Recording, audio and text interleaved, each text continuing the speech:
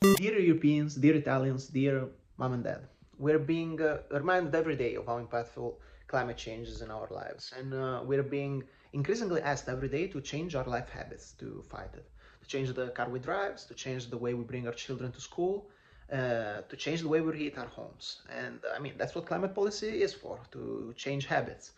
But since climate change is a global problem, it would be fair to assume that what all citizens around the world are being asked the same things in the same way.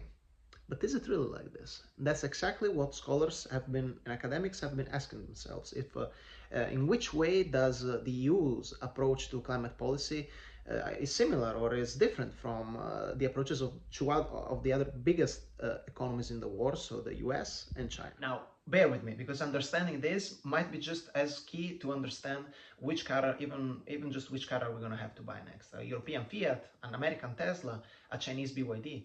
So we said before that climate change policies affect our habits and the way we do things. So this is more or less what education is for, to teach us a new way, or teach children, for example, a new way of doing things.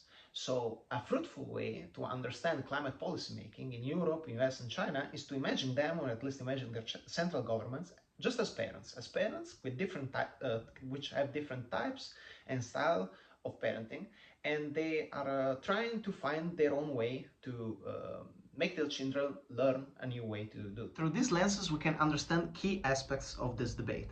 For example, how do the ambitions of the EU differ from China and the US, and which policy tools are used to reach these goals?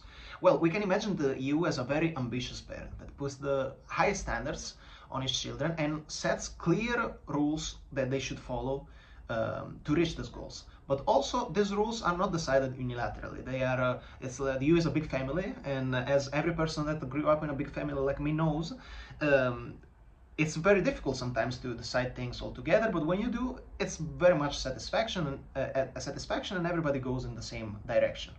The US in the sense is similar, because it also takes decision together, but very few are, it's not a type of parent that would impose a lot of things on its children, it gives a lot of freedom. So and this might lead to fragmentation, as we can see in climate policies around the US.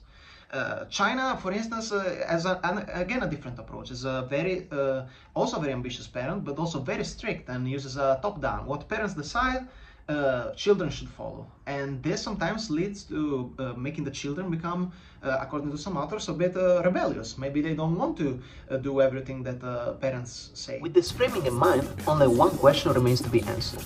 Which style of parenting do you think is the most effective? Well, read my literature review to find out your own answer.